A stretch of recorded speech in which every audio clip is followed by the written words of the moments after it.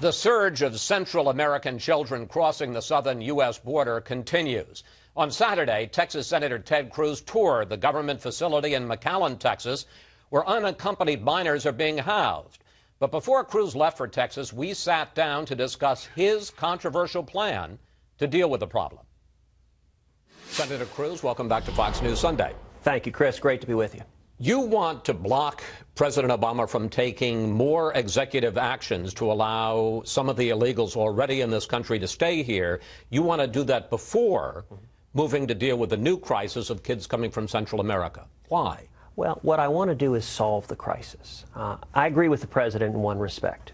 We are seeing a humanitarian crisis. We are seeing tens of thousands of young children coming in illegally, being brutalized, being mistreated by global transnational drug cartels. And the cause of this crisis is the promise of amnesty. If you look at the history of this issue, in 2011 there were roughly 6,000 children apprehended coming in illegally. Then, in 2012, President Obama unilaterally granted amnesty to some 800,000 people who were here illegally, who entered as children. The direct foreseeable consequence of that was the number of unaccompanied children skyrocketed, so that this year, the Obama administration's estimating 90,000 kids will come. Next year, 145,000. That's up from just 6,000 3 years ago. Senator, the result of this, Democrats say, and I think most independent people believe, rightly or wrongly, is that would mean that nothing is going to get passed. And even some of your fellow Republicans say that if nothing gets passed, if you're going to hold up any action on the immediate crisis to stop the president from his executive actions unrelated to this immediate crisis, let me just finish. Yeah. That if you do that, that means you're going to prevent more enforcement from getting to the border. Well, let me be clear, because perhaps it's been misunderstood. The legislation I've introduced doesn't address executive action concerning the IRS, concerning other areas. It's focused specifically on immigration. And what it does is it prohibits President Obama from granting any more amnesty, because the only way to solve this crisis is to stop President Obama's amnesty. It blocks action on this immediate crisis. I don't want to block action. What I want to do is have action that fixes the problem. If we pass a bill, let's take President Obama's proposed bill, $3.7 billion, does nothing to solve the problem. Well, I mean, let's say you took that and they've indicated they are willing to consider also adding a change to the 2008 law, the Wilberforce law, and to enforce the idea that all of these unaccompanied children would get a hearing in 7 days. Why isn't that enough? But, Chris, that wouldn't solve the problem. You know, one of the things the Obama administration is trying very hard to do is blame this crisis on the 2008 law. And it's not complicated why. There's nothing the Obama administration enjoys more than blaming problems on President George W. Bush. And since the 2008 law was signed by Bush, they can blame it all on him. The problem with that theory is when the law was passed in 2008, we didn't see the number of children coming in skyrocket. It didn't skyrocket in 2009, didn't skyrocket in 2010, didn't skyrocket in 2011. The cause of this crisis is not the 2008 law.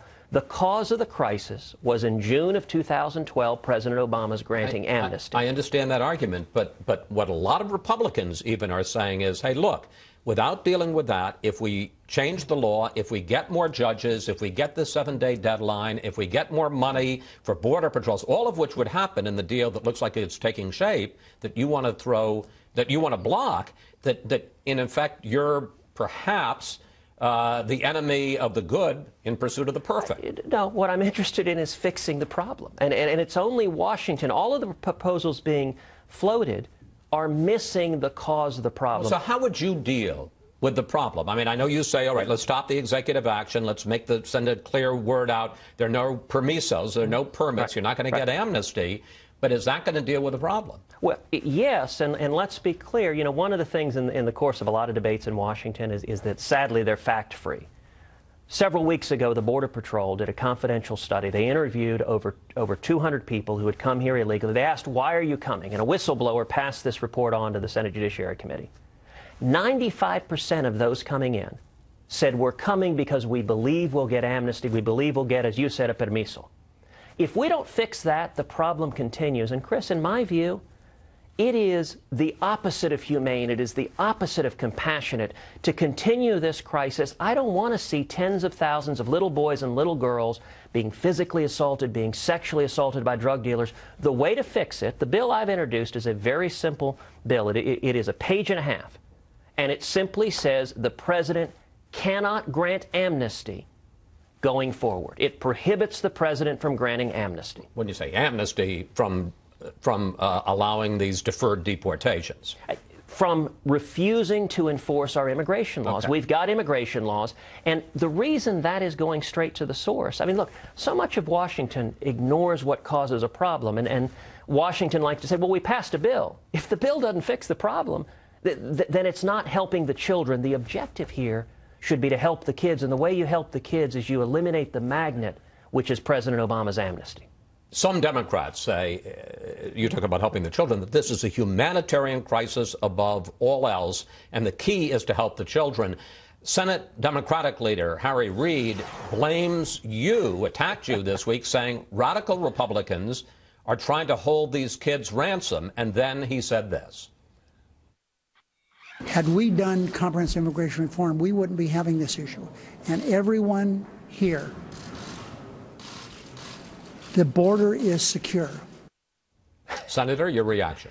Well, you know, President Obama and Harry Reid both engage in debates divorced from the facts and divorced from the reality. Harry Reid lives in the Ritz-Carlton in Washington, D.C., and I'm sure from his perspective the border seems secure. I would invite Harry Reid to come with me down to Texas and see the border. On the border, we are seeing the opposite of following the law. The border is not secured. 90,000 children are expected to come into this country illegally this year, and Harry Reid says the border is secure. I'll tell you who's holding these kids ransom is Harry Reid and the president, because their view is don't do anything to fix the problem. He mentions comprehensive immigration reform. The Gang of Eight bill is one of the causes of this problem, because what the kids are saying is they're coming because they believe they'll get amnesty. Part of the Gang of Eight bill was promising them amnesty. You keep talking about helping the kids. One question I have is, how do you help the kids? Mm-hmm. I understand how it helps the United States not to allow them to come into this country. How does it help the kids to just say, hey, you got to stay in Central America? You talk about the violence in Central America, the murder rate in some of these countries. I'm not saying it's our responsibility to help the kids, but it doesn't help the kids. Because a child being entrusted to a vicious drug dealer is being horrifically mistreated. You know, several weeks ago I was down at Lackland Air Force Base, where there are about 1,200 children being kept there. And a senior official there described to me how these drug dealers, they have these kids, and sometimes in the process of bringing them illegally to this country, they hold them for ransom. And they reach out to the families, they say, send more money. And if families won't send money, horrifically, they're cutting off body parts and sending it back to the families, and they're forcing little boys and little girls, they're putting a gun to the back of their head. And they're saying, cut off the fingers, cut off the ears of another child, and if the child refuses, they're shooting and killing that kid. And what this senior official said is we're having kids arrive here. Some of them are maimed, have been through horrific torture, and others have enormous psychological trauma from being forced to carry that out on pain of death. Continuing this regime where tens of thousands of kids are being brutalized by drug dealers is not humane, it's not compassionate, and that's what Harry Reid and the Democrats want to do. They don't want to fix the problem. They want to keep having children come in a situation where they're brutalized. That doesn't make any sense, and it's not consistent with rule of law. Senator, we've got about 2 minutes left. I want to get into one last issue with you. Let's talk about the Malaysian airliner. President Obama condemned the shoot-down. He has called on Vladimir Putin to stop helping the separatist rebels in eastern Ukraine. But as we talk, and we're talking on Friday afternoon, he has not announced any new action against the Russians. How would President Cruz handle Vladimir Putin and the situation in Ukraine? Well, the facts are still developing, and our prayers are all with the families of those who were murdered on that airline.